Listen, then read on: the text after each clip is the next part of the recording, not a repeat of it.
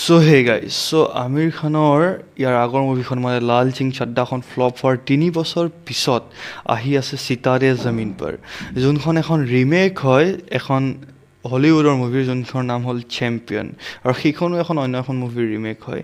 আৰু বৰ্তমান ইয়াৰ এটা ট্ৰেইলাৰ তেখেতসকলে ৰিলিজ কৰিছে, আৰু কেনেকুৱা লাগিল সেই ট্ৰেইলাৰটোত আজি তাৰ ওপৰতে কথা পাতিম। গতিকে আহক ভিডিঅ'টো আৰম্ভ কৰোঁ আৰু আপুনি ভিডিঅ' চাই থাকিব শেষৰলৈকে।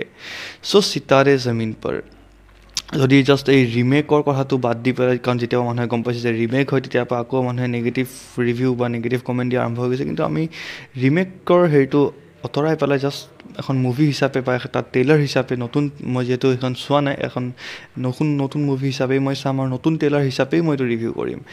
গতিকে কেনেকুৱা লাগিছে ট্ৰেইলাৰটো? অভাৰঅল ক'ব গ'লে ভাল লাগিছে। কেনেকুৱা ধৰণৰ কাহিনীটো? মুভিখনৰ কাহিনীটো হ'ল আমিৰ খান যোনজন এজন কোচ হয়, এজন বাস্কেটবল কোচ হয়, তেখেতৰ এংগাৰ ইছ্যুজ আছে আৰু তাৰ কাৰণে তেখেত অলপমান বিপদত পৰে, আৰু তেখেতক এখন মানে এটা স্পেচিয়েল টিম এটাক কোচিং কৰিবলৈ দিয়ে এটা পানিছমেণ্ট হিচাপে, আৰু লাহে লাহে তেখেত মানে সেই স্পেচিয়েল চাইল্ডকেইটাৰ লগত বণ্ডিং বনি যায় আৰু এটা নেচনেল খেলিব যায় সিহঁতে। কি হয় কি নহয় পিছতেতো আমি চিনেমাখনত দেখা পাম, কিন্তু ট্ৰেইলাৰটো চাই পেলাইতো অভাৰঅল ক'ব গ'লে বেয়া লগা নাই। আমিৰ খান এজন পাৰফেকশ্যনিষ্ট হয়, সেইটো চবেই জানেই, মানে তেওঁ পাৰফেক্টলি প্ৰত্যেকটো ৰোল প্লে' কৰে, সেইটো চবেই জানে। আৰু ইয়াৰ আগতে আহিছিল তেখেতৰ তাৰে জমিন পৰ, আৰু এতিয়াও মনত আছে সেইখন মুভি কিমান এটা ব্লকবাষ্টাৰ আছিলে।